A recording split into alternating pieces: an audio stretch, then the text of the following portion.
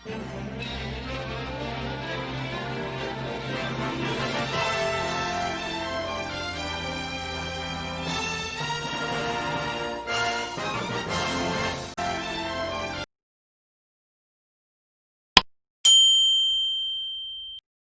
Journal proper அப்படின்னு அன்னைக்கே பார்த்தோம். இந்த purchase book, purchase return, sales book, cash book இதெல்லாம் போட முடியாத என்ட்ரிஸ் தான் இந்த ஜேர்னல் ப்ராப்பர் அப்படிங்கறதுல போஸ்ட் பண்ணுவோம் அப்படின்னு பார்த்தோம். இந்த ஜேர்னல் ப்ராப்பர்ல எந்த மாதிரியான என்ட்ரிஸ் எல்லாம் போடுவோம் அப்படின்னா, ஓப்பனிங் என்ட்ரிஸ் போடுவோம், க்ளோசிங் என்ட்ரிஸ் போடுவோம், ரெக்டிஃபிகேஷன் என்ட்ரிஸ் போடுவோம். இந்த ரெக்டிஃபிகேஷன் அப்படின்னா என்ன அப்படின்னா, நம்ம ஏற்கனவே பார்த்தோம் ட்ரையல் பேலன்ஸ் டேலி ஆயிடுச்சு அப்படின்னா நம்ம போட்டது சரி அப்படிங்கிறது கிடையாது. அது வந்து ஸ்டூடெண்ட்ஸா இருந்தாலும் சரி, பிசினஸ் மேனா இருந்தாலும் சரி, பிசினஸ் மேன் என்ன சொல்லுவாங்க, ஐந்தொகை அப்படிம்பாங்க. ஐந்தொகை தான் இதை நம்ம ட்ரையல் பேலன்ஸ் அப்படின்னு சொல்றோம். போட்டாச்சு அப்படின்னா ட்ரையல் பேலன்ஸ் டேலி ஆயிடுச்சு அப்படின்னா சரியா டேலி ஆயிடுச்சுன்னா சரியாகவும் இருக்கலாம், வந்த பணத்துக்கு கரெக்டா செலவு கணக்கு எழுதிருக்கோம், முறையா பணத்தை அங்கேயும் போட்டிருக்கோம் அப்படின்னு. ஆனா டேலி ஆகலாம் கண்டிப்பா தப்பு அப்படின்னு ஆல்ரெடி நம்ம பார்த்துட்டோம். ஸோ அதுதான் இங்க ரெக்டிஃபிகேஷன் ஆஃப் என்ட்ரிஸ்ல என்ன சொல்றோம் அப்படின்னா, சில தப்புகள்லாம் கண்டுபிடிக்க முடியாம இருக்கும். ஃபார் எக்ஸாம்பிள், ஸ்டேஷனரி எக்ஸ்பென்சஸ் வந்து 300 ரூபான்னு இருந்திருக்கும், 300 ரூபா அப்படின்னு இருந்திருக்கும். ஆனா போஸ்ட் பண்ணும்போது 30 ரூபா அப்படின்னு போஸ்ட் பண்ணிடுவோம். இது தவறுதலா நடக்கக்கூடியது, இது வேணுக்குன்னு செய்யக்கூடிய எக்ஸ்பென்சஸ் அல்ல. இது நம்மளால கண்டுபிடிக்க முடியாது.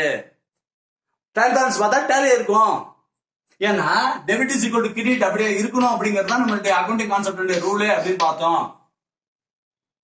அந்த ரூல் பிரகாரம்னா ட்ரையல் பேலன்ஸ் டேலி ஆகுது. Trading profit loss account, balance ஷீட்லாம் எதை பேஸ் பண்ணி தான் டேலி ஆகுதுன்னா, இந்த டெபிட் இஸ் ஈக்குவல் டு கிரெடிட்டா இருக்கணும் அப்படிங்கறத பேஸ் பண்ணி தான் இதெல்லாம் டேலி ஆகுது. அந்த மாதிரி பார்த்தோம் அப்படின்னா இங்கேயும் 30 ரூபா தான் போட்டிருக்காரு, இங்கேயும் 30 ரூபா தான் போட்டிருக்க. சோ டேலி ஆயிடும். ஆனா ரைட்டான தப்பு. ஏன்னா 300 ரூபா உள்ள எக்ஸ்பென்ஸ் 300 ரூபான்னு போட்டது 30 ரூபான்னு போட்டது தப்பு.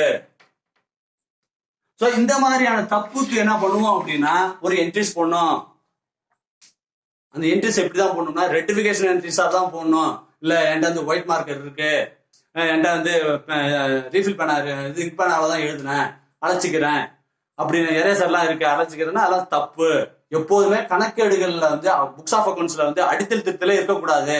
அதனாலதான் எல்லாமே நம்ம வந்து மேனுவல்ல இருந்து கம்ப்யூட்டருக்கு போறோம். ஓகேவா? அதனால இந்த மாதிரி என்ட்ரிஸ் எல்லாம் என்னதான் பண்ணணும் அப்படின்னா, என்ட்ரி போட்டு தான் சரி பண்ணணும். அந்த எண்ட்ல என்ட்ரி போட்டு தான் சரி பண்ணணும். அதெல்லாம் அந்த மாதிரியான என்ட்ரிஸ் எல்லாம் எழுதுவோம், ஜேர்னல் ப்ராப்பர்ல எழுதுவோம். ரெக்டிஃபிகேஷன் ஆஃப் எரர் அப்படின்னு சொன்னோம்.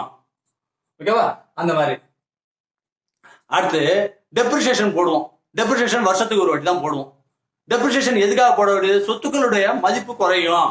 போன 1ஆம் தேதி வாங்கின அதே மதிப்பு 31ஆம் தேதி இருக்குமானா இருக்காது. சின்ன எக்ஸாம்பிள், மொபைல் போன் வந்து 1ஆம் தேதி என்னைக்கு வாங்குறோம், நம்ம திரும்ப பார்த்த ஒரு 3 மாசம் கழிச்சு விற்க போறோம், அல்லது 2 மாசம் கழிச்சு விற்க போறோம்னா அதே ரேட்டுக்கு வாங்கிக்கிறாங்க இல்ல, அவனுடைய மதிப்பு குறையுது.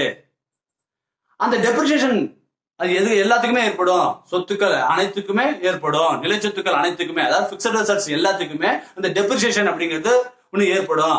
அந்த டெப்ரிசியேஷன் எவ்வளவு ஏற்படும் அப்படிங்கிறது சம் ரூல்ஸ் இருக்கு. நம்ம அதெல்லாம் அந்தந்த சாப்டர் போகும்போது நம்ம அங்க அதெல்லாம் பார்க்க போறோம். ஓகேவா? இந்த டெப்ரிசியேஷன் எடுத்துக்கிட்டோம்னா அதுல நிறைய மெத்தட் இருக்கு. Straight line method, diminishing balance method, revaluation method, insurance policy method அப்படின்னு நிறைய மெத்தட் இருக்கு. ஆனா நாம நார்மலா அதிகம் யூஸ் பண்றது எதுனா டிமினிஷிங் பேலன்ஸ் மெத்தட் அப்படிங்கறத யூஸ் பண்ணிட்டு இருக்கோம். ஓகேவா? இதெல்லாம் டெப்ரிசியேஷன். அந்த டெப்ரிசியேஷனுக்குள்ளார போகும்போது அந்த இதை பத்தி நம்ம டெப்தா பார்க்கலாம். சோ இந்த மாதிரி என்ட்ரிஸ் எல்லாத்தையும் எதுதான் போடுவோம்னா ஜேர்னல் ப்ராப்பர்ல தான் போடுவோம். ஓப்பனிங் என்ட்ரிஸ் போடுவோம், க்ளோசிங் என்ட்ரிஸ் போடுவோம், ரெக்டிஃபிகேஷன் ஆஃப் எரர்ஸ் உள்ள என்ட்ரிஸ் இருந்தா போடுவோம். இந்த மாதிரி டெப்ரிசியேஷன் இந்த மாதிரி என்ட்ரிஸ் எல்லாம் போடுவோம். டிரான்ஸ்பர் என்ட்ரி இருக்கும். இந்த டிரான்ஸ்பர் என்ட்ரி எல்லாம் எதுதான் போடுவோம்னா இந்த ஜேர்னல் ப்ராப்பர் அப்படிங்கிற அந்த புக்ல தான் நம்ம போடுவோம். சரி, இந்த சப்சிடரி புக்ஸ் மெயின் நோக்கமே என்ன அப்படின்னு பார்த்தோம்னா ஒர்க் லோட குறைக்கிறதுக்கு தான். ஓகேவா? எப்படி ஒர்க் லோடு குறைக்கிறது அப்படிங்கிறத நம்ம நெக்ஸ்ட் கிளாஸ்ல பாக்குறோம்.